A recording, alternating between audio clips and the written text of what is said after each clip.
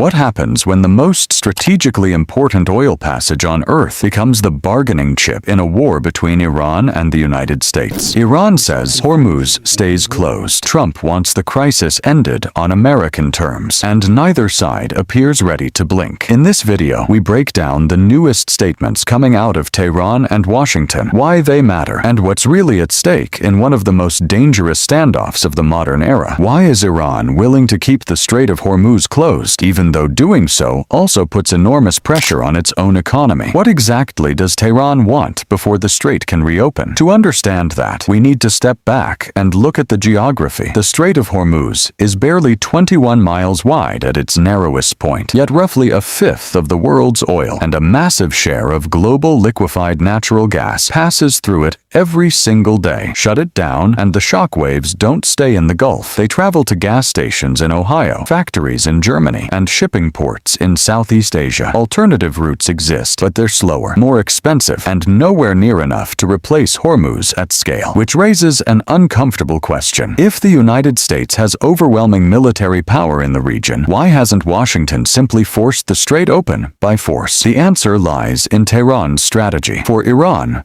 Hormuz isn't just a waterway, it's leverage, maybe the most valuable card in its entire hand. Reports suggest Iran's conditions go far beyond simply reopening shipping lanes. Tehran is reportedly seeking a role in controlling or monitoring traffic through the strait, along with sanctions relief, financial compensation, and a broader political settlement. Reopening the strait, allowing controlled shipping, and granting safe passage are being treated as separate bargaining chips, not one single decision. And that's a problem, because Iran's demands collide directly with what Washington is willing to give. On the other side of this standoff is Donald Trump, facing his own set of pressures: ending the war, managing the economic fallout, maintaining political credibility at home. If Trump accepts Iran's conditions, it could look like a concession that costs him politically. Reuters has described Trump's Iran situation as an increasingly difficult strategic dilemma, one without an obvious exit. So if he refuses Iran's demands, how long can this crisis drag on before the economic consequences become impossible to ignore? Because this isn't staying contained to the Gulf. The chain reaction runs from Hormuz to oil, to shipping, to energy prices, to inflation, to businesses, to everyday consumers, to governments scrambling to respond. Markets don't wait for an actual shortage to react. They react to uncertainty itself. And Reuters has already reported oil prices holding near a one-week high as traders try to price in the risk of a prolonged closure. But here's the twist. What if the real fight isn't about reopening Hormuz at all? Because behind the public statements, there's a quieter, more complicated negotiation happening, and it runs through Oman. Oman has emerged as the critical back channel in this crisis, reportedly working to broker a shipping arrangement that could ease tensions without a full resolution. Reuters has reported that Iran said an Oman-brokered deal defining new shipping lanes was in its final stages, even as Tehran continued to insist publicly that the United States must act before Hormuz can fully reopen. Which raises the obvious question: if diplomacy is actually making progress behind closed doors, why is Iran still threatening to keep the strait closed in public? Because these two messages aren't a contradiction, they're a strategy, allowing Tehran to negotiate quietly while keeping maximum pressure on the table. So where does this go from here? There are four possible paths. Iran could fully reopen the strait. A limited, controlled shipping corridor could emerge as a middle ground compromise. The current standoff could simply continue indefinitely, or the crisis could escalate again, dragging the region back toward open conflict. Each of these outcomes would carry very different consequences for the United States, for Iran, for Israel, for the Gulf states, and for global energy markets that are already on edge. Which brings us to the real question underneath all of this. Who actually holds more leverage? The United States with its overwhelming military power, or Iran, sitting beside the most important maritime choke point on the planet? Because when you put it all together, the oil, the sanctions, the compensation demands, the military posturing, Trump's political calculations, and Oman's quiet diplomacy, a bigger picture starts to emerge. This was never just a fight over whether ships can pass through a narrow strip of water. It's a fight over who gets to write the rules once the war finally ends. So if Iran opens the Strait of Hormuz tomorrow, does that mean the crisis is over? Or does it simply mean the next phase has already begun?